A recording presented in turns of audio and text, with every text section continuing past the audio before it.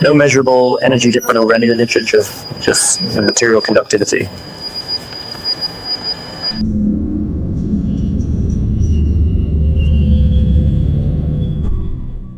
Hello to all you science and knowledge enthusiasts out there. I'm Sam, and welcome to the Discover It channel. In today's explainer, we're tackling a topic that sits right on that razor's edge between belief and, well, science. Your support helps us make more of these deep dives, so if you enjoy this, please consider liking and subscribing so we can continue bringing you fascinating topics. Okay, let's dive right into this. So can a simple shape, just a geometric form, really do all this?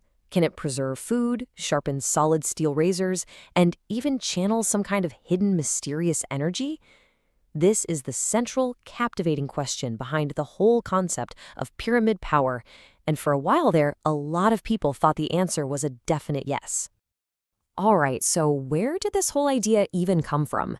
We're going to go back to the beginning, the origin story, and see how this one kind of strange observation spiraled into a massive pop culture craze. Okay, so the story goes that back in the 1930s, this Frenchman, Antoine Bovis, was wandering around the Great Pyramid and noticed that dead animals inside just weren't decaying. They were perfectly mummified. It's a great story, right? The only tiny little problem is he probably never even went to Egypt. But hey, why let facts get in the way of a good tale? The idea took off anyway. Fast forward to 1949, and a Czech engineer actually patents a little cardboard pyramid that he claimed could sharpen razor blades. But the real fireworks started in 1970. A book called Psychic Discoveries Behind the Iron Curtain hit the shelves, and suddenly, boom, pyramid power was everywhere. And the claims people were making were just wild. We're not talking about, slightly fresher fruit. They were saying these things could preserve food indefinitely, keep your razor blades sharp forever. It was also supposed to boost your health, both physical and mental. And then it got, well, weirder. It was called a thought form incubator. Like you could manifest your thoughts into reality with it, and yep, some people even claimed it could trigger sexual urges.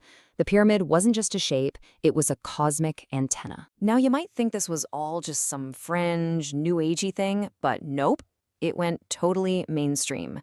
Get this. In 1976, the Toronto Maple Leafs hockey team was so convinced their rivals had some kind of secret weapon that they literally put a pyramid in their own clubhouse for good luck. I'm not kidding. Professional sports. That's how big this got.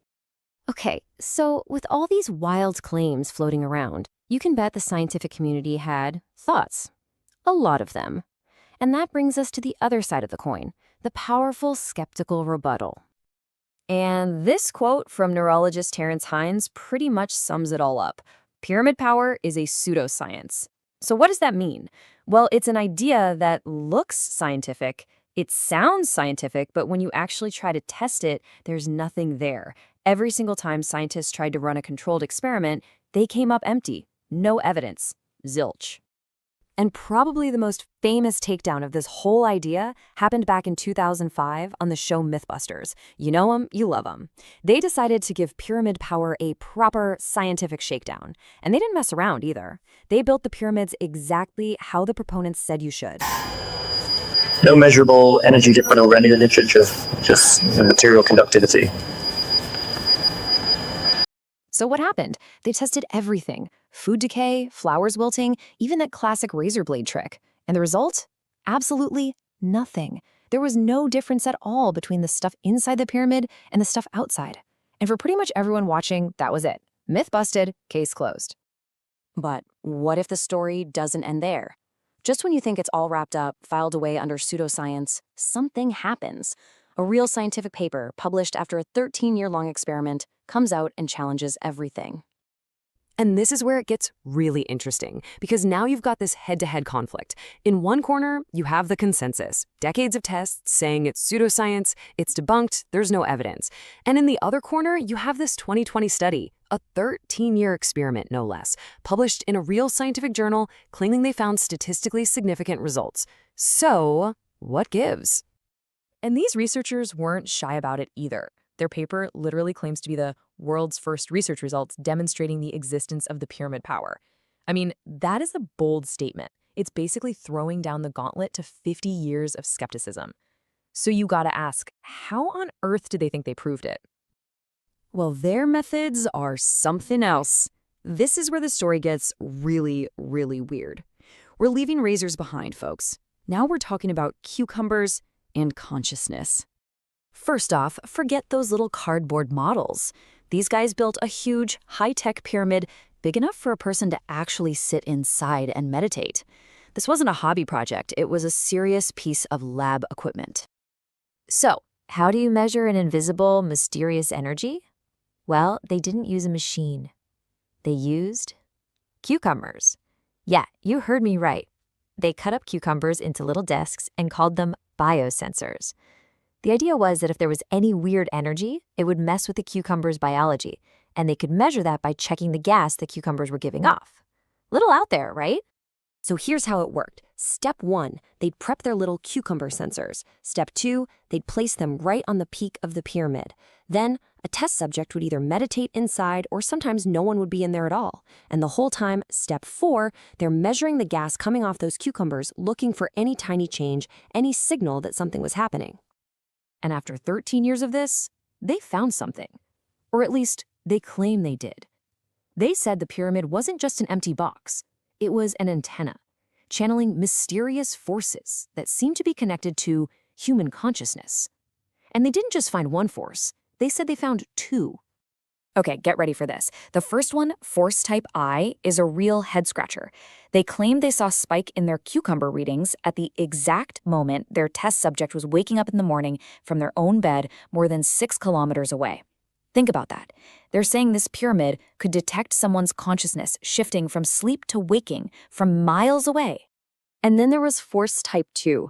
This one was what they called a lingering effect. It's like, imagine someone sits in a chair and when they get up, the chair is still warm. It was kind of like that, but for consciousness energy. After someone meditated in the pyramid and left, the cucumbers kept reacting. And not just for a few minutes. They claim this effect lasted for over 10 days. Now, I know what you're thinking. Could this just be a coincidence? Well, they published the math to back it up. This number here, the p-value, that's basically the odds that the results are pure random chance. And those odds, according to them, are about 1 in 3.5 million. To put that in perspective, in most fields of science, if you get a number that good, you're popping the champagne. It's considered a home run. So, where does that leave us? This is the big question, right? On one hand, you have decades of science saying this is nonsense. On the other, you have this one super long, super weird study with killer statistics saying, actually, it's real. What are we supposed to make of that? It really is a tale of two stories. The old story, decades of skepticism, it's pseudoscience, it's been debunked on TV. The new claim, a 13-year-long controlled experiment published in a journal with off-the-chart statistical significance. It's a perfect scientific cliffhanger. And so we're not left with an easy answer. We're left with a really fundamental question about science itself. We always say extraordinary claims require extraordinary evidence. Is this one, bizarre, 13-year-long cucumber experiment, extraordinary evidence? Or is there some huge flaw we're just not seeing? When does a fringe idea stop being fringe and become frontier science? What does it take to rewrite the textbooks? Thank you so much for joining me on this deep dive right to the edge of what we think we know. I really want to hear from you on this one. What do you think? Is this all just incredibly strange pseudoscience, or is there something here that deserves a second look?